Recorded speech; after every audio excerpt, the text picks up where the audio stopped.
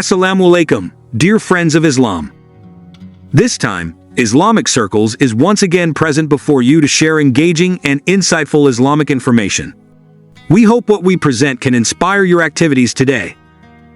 Don't forget to press the subscribe button and activate the notification bell so you won't miss the latest updates from the Islamic Circles channel.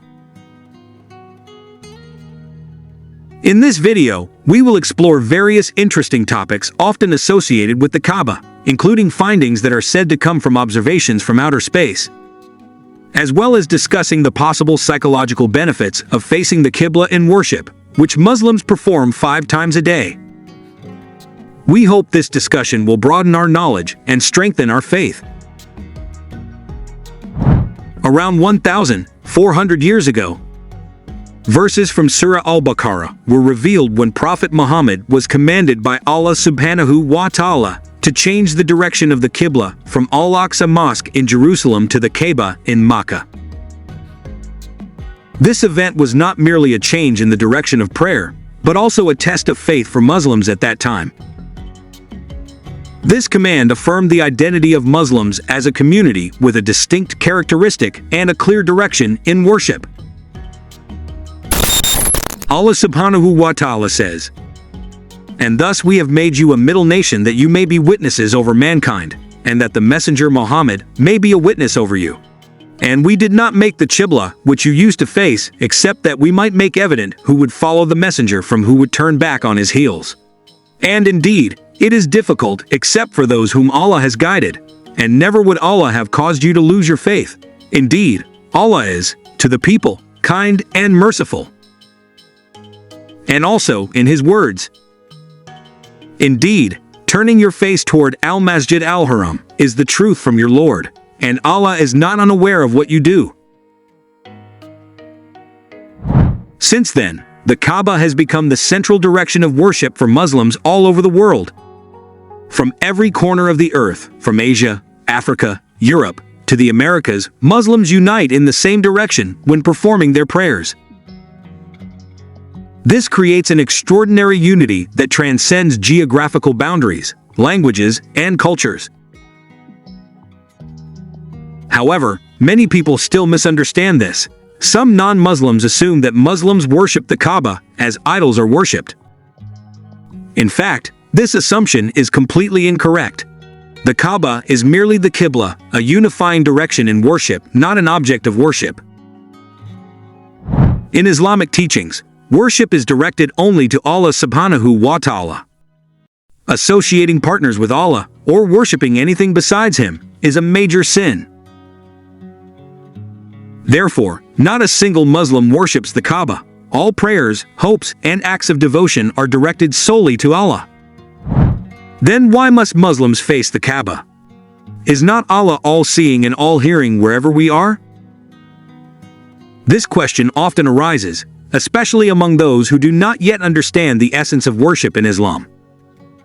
Facing the Qibla is an act of obedience to Allah's command and a symbol of unity among Muslims. By facing the same direction, Muslims experience a strong spiritual unity, as if standing in one orderly line before the Creator. With the advancement of modern science, some people attempt to connect acts of worship with scientific aspects. One commonly discussed topic is the psychological benefit of prayer movements, especially prostration. When a person prostrates, the lowered body position and placing the forehead on the ground are believed to create a relaxing effect, calm the mind, and help relieve stress and mental pressure. Moreover, consistent and devoted worship can bring inner peace, improve focus, and help maintain emotional balance. This is one of the great wisdoms of prayer that may only now be appreciated through modern scientific perspectives. On the other hand, there are also various circulating claims, such as the story of an American astronaut, Neil Armstrong, who is said to have observed a light or radiation emanating from the direction of the Kaaba while in outer space. This claim is then associated with a special energy emitted from the Kaaba. However, it is important to understand that this information remains debated and does not yet have strong scientific evidence. Therefore, it should be approached wisely and not used as the sole basis of belief. Some Muslim scholars also relate the Kaaba to the concept of Baytul Mamur, a structure in the heavens believed to be the counterpart of the Kaaba on earth. In several narrations, it is mentioned that around 70,000 angels worship at Baytul Mamur every day, and they never return. This illustrates the vastness of Allah's creation and the immense number of His creatures devoted to worship. In addition, the Kaaba has a very special element known as Hajar Aswad, or the Black Stone. In a hadith narrated by Ibn Abbas, the Prophet said that the stone was originally whiter than milk but turned black due to the sins of humanity. This serves as a reminder that sins can darken the human heart if one does not repent. Some also suggest that Hajar Aswad has unique characteristics unlike ordinary stones on Earth, and there are claims that it may have originated from outer space.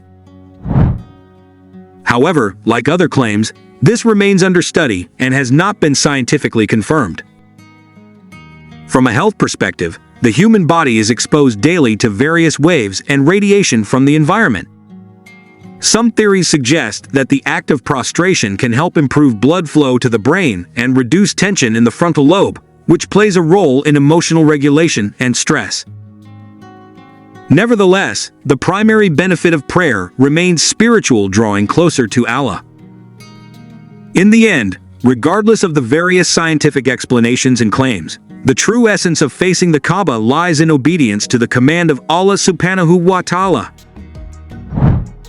The Kaaba is a symbol of unity, a direction that unites the hearts of millions of Muslims around the world in one purpose: to worship Allah alone. By understanding this, may our faith become stronger, and may we carry out our worship with more reverence and awareness.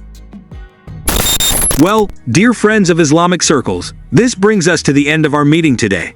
We hope this has inspired you all. See you in the next video. Thank you.